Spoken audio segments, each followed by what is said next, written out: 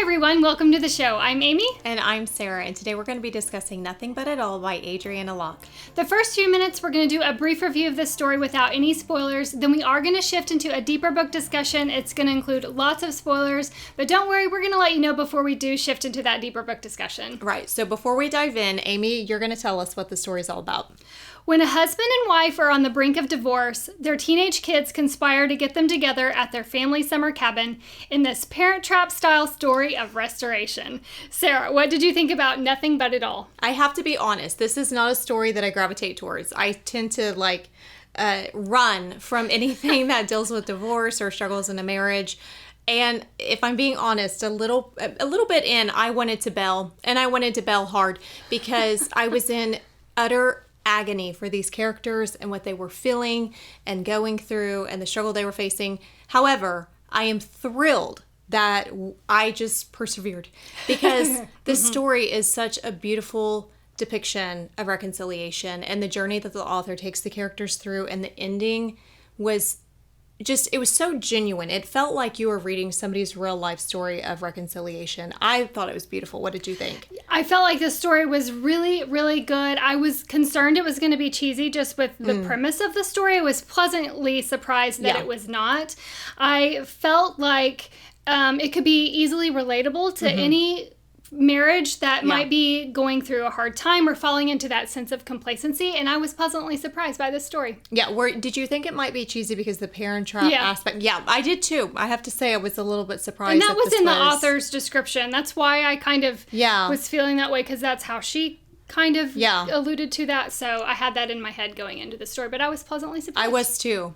Yeah. All right, let's get into our ratings. Angst. Okay, angst. This was a 3 for me. Okay. I did 1.5. I wasn't quite as stressed out as you were. I was stressed.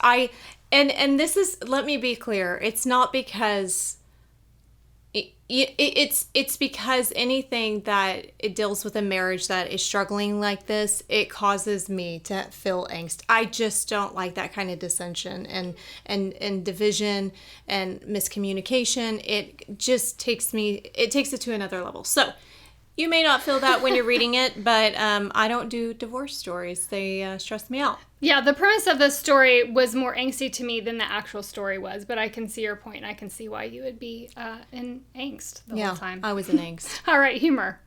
This was just like a 0.75 for me. I did 1, so I was slightly above you. There were some laugh out loud moments for me, and I chuckled some. Yeah. All right, spiciness.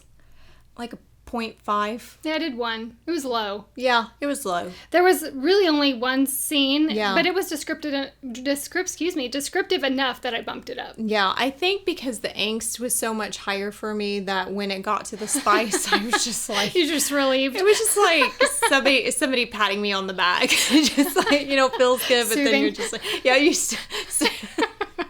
Yeah, soothing. Yeah. All right, tears. 3.5.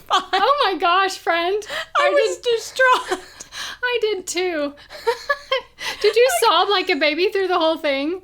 Oh, friend. Yeah. Her face is saying yes. Yeah. It wasn't so much that I cried or even felt the urge to cry in this story, but the premise of the story was disheartening. It was saddening for what they were going through. Divorce is so hard, and I sympathize for people walking through that journey. And not that, I don't like it. I want everybody to have a happily ever after. I don't want marriages to end. I love that romantic in you. I want that too, but I wasn't as filled with tears as you were. I was distraught. Let's move on. All right, overall. It was a 4.5. It was beautiful. She's going to cry right now. I did 4.25. This was a solid story. Yeah. I loved it. I was happy for the reconciliation. It was moving. I loved it. I was so happy they reconciled. It was so beautiful. Oh my gosh. All right. That concludes the spoiler-free quick review of this story. Now we're going to shift into a deeper book discussion. It's going to include lots of spoilers. If you would like to continue that deeper discussion with us, simply click that link below, or you can open any podcast platform and search for Post Book Depression. We would love to connect with you. Find us on social media. You can find us on Instagram at Post Book Depression Podcast, on Facebook in our Post Book Depression discussion group. You can also email us at postbookdepressionpodcast@gmail.com.